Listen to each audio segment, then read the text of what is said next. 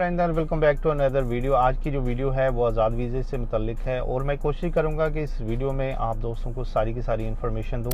बहुत से लोग ऐसे होंगे जो इस वीज़े से रेलिवेंट चीज़ों के बारे में जानना चाहते होंगे, इसकी क्या आप ये वीज़ा अप्लाई कर सकते हैं कि नहीं, और अभी जो वीज़ों की लेटेस्ट अपडेट है वो क्या हो सकती है। तो इसमें जो भी चीज़ें आप दोस्तों को पता चलने वाली हैं तो कोशिश कीजिए इस वीडियो को लाजमी देख लीजिए। इंशाल्लाह आपको इस वीडियो से काफ़ी बेनिफिट होगा। और जो भाई फर्स्ट टाइम है इस चैनल पर अभी तक सब्सक्राइब नहीं किया, आप जो हमारे चैनल को भी सब्सक्राइब कर सकते हैं।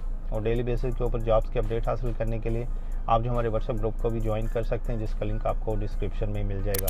सबसे पहले तो आज़ाद वीज़े से रेलिवेंट कुछ चीज़ें आप दोस्तों को बताना चाहता हूँ, फिर आपको बताता हूँ कि क्या आपको ये वीज़ा अप्लाई करना चाहिए या नहीं, इसमें आपको क्या क्या नुकसान हो सकते हैं। देखिए, बेसिकली कोई भी कंपनी जो होती है, जब आप किसी कंपनी में जॉब के लिए अप्लाई करते हैं, कंपनी आपको वीज़ा देती है तो आप उस कंपनी में जॉब करना शुरू कर देते हैं। तो बेसिकली वो भी एक वीज़ा ही होता है, लेकिन आज़ाद वीज़ा जो होता है, जिस तरह आप एक खुद अपनी कंपनी बना लें, कोई भी कंपनी हो सकती है, आप समझते हैं कि आपके पास जो है एक्स्ट्रा वीज़ों का कोटा है, आपको इतने स्टाफ की ज़रूरत नहीं है, या फिर कुछ लोग सिर्फ कंपनी इस वजह से बनाते हैं कि वो वीज़ों को सेल कर सकें।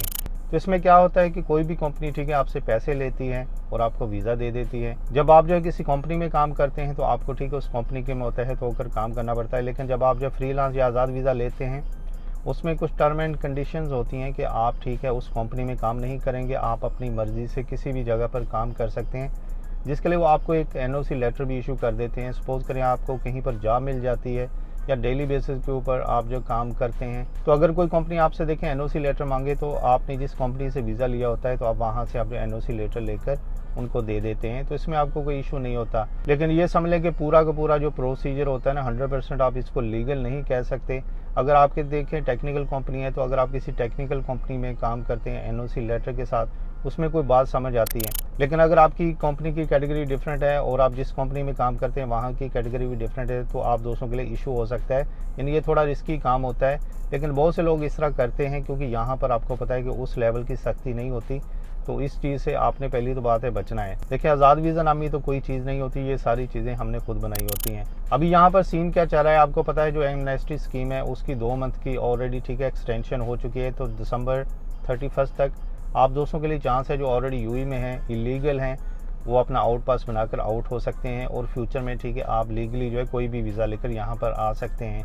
लेकिन जो भाई इधर रह जाएंगे फ्यूचर में उनको काफ़ी प्रॉब्लम हो सकती है, क्योंकि फ्यूचर में आपको पता है जितनी भी गल्फ़ कंट्रीज़ हैं एक हो जाएंगी।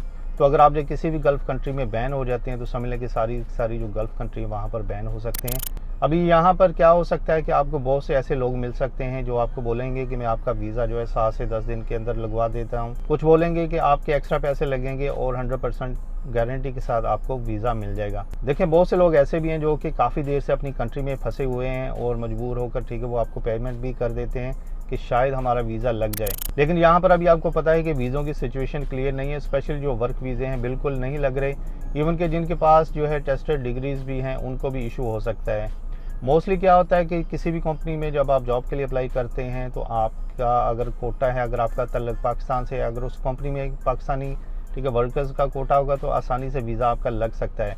लेकिन अगर आप जो इनसाइड द कंट्री हैं तो आपका 100% चांसेस हैं कि आपका वीज़ा लग जाएगा। अगर आप जो है आउटसाइड हैं या फिर यहाँ से कैंसिल होकर चले गए हैं तो आपका वीज़ा नहीं लगने वाला। आपको हो सकता है दिसंबर तक वेट करना पड़ेगा, और जब तक ये स्कीम ख़त्म नहीं होती उस वक्त तक कोई भी सिचुएशन क्लियर नहीं होगी। तो आप काइंडली 2 मंथ तक वेट कीजिए, किसी को भी वीज़े के पैसे मत दीजिए, अदरवाइज़ आपको परेशानी का सामना हो सकता है। देखिए, कोई भी एजेंट्स हो सकता है, मैक्सिमम आपको क्या करेगा 2-3 मंथ तो वैसे निकाल देगा कि ये इशू हो गया वो इशू हो गया। फिर आपके माइंड में आ सकता है कि मैं अपने पैसे इससे वापस ले लेता हूँ। अभी वो जो पैसे आपने वापस लेने होते हैं, अगर आपको 6 मंथ में भी वो वापस कर दे तो समझ लें कि आप बहुत लकी आदमी हैं। तो आपको थोड़े थोड़े पैसे भी मिलते रहें तो आप हैप्पी हो जाते हैं। तो ये चीज़ें आपने बिल्कुल नहीं करनी। देखिए, अगर आप ये समझते हैं कि आपने ये वीज़ा लेना ही है तो कोशिश कीजिए आप जो है विज़िट वीज़े पर आइए। विज़िट वीज़ा किसी न किसी तरीके से निकल आता है, तो आप जो है यहाँ पर खुद आकर अप्लाई कीजिए और आप अपने हाथों से पेमेंट कीजिए, ताकि आपको भी पता हो उनका ऑफिस किधर है। और कोई भी आपने जो पेमेंट देनी है भाई कैश नहीं देनी, उनके अकाउंट में ही जानी चाहिए, क्योंकि जब आप जो किसी के अकाउंट में पेमेंट करते हैं तो आपके पास भी एक प्रूफ होता है। तो कल को खुदा न खास्ता अगर आपको पैसे नहीं देते तो यहाँ पर आकर आप जो है लीगली एक्शन भी ले सकते हैं। तो ये कुछ चीज़ें जो कि बहुत से लोगों को नहीं पता, तो आपने इन चीज़ों का ध्यान रखना है। तो फ्रेंड, ये थी वीडियो आज़ाद वीज़े से रेलिवेंट जो चीज़ें मैंने आप दोस्तों के साथ जो शेयर की हैं। पहले भी मैं काफ़ी वीडियोस में ये सारी चीज़ें एक्सप्लेन कर चुका हूँ, लेकिन बहुत से लोग ऐसे होते हैं जो कि फ़र्स्ट टाइम ये वीडियो देख रहे हैं, तो उन दोस्तों के लिए स्पेशली ये मैं वीडियो बना रहा था। होपफुली ये वीडियो आप दोस्तों को समझ आ गई होगी। इसके अलावा फिर भी कोई क्वेश्चन रह गया हो जो आपने पूछना हो तो कमेंट सेक्शन में मैसेज करके भी पूछ सकते हैं। तो वीडियो देखने का बहुत बहुत शुक्रिया। वीडियो अच्छी लगी तो लाजमी लाइक कीजिए, शेयर कीजिए, और जिन दोस्तों ने चैनल को सब्सक्राइब नहीं किया वो भी सब्सक्राइब कर दीजिए।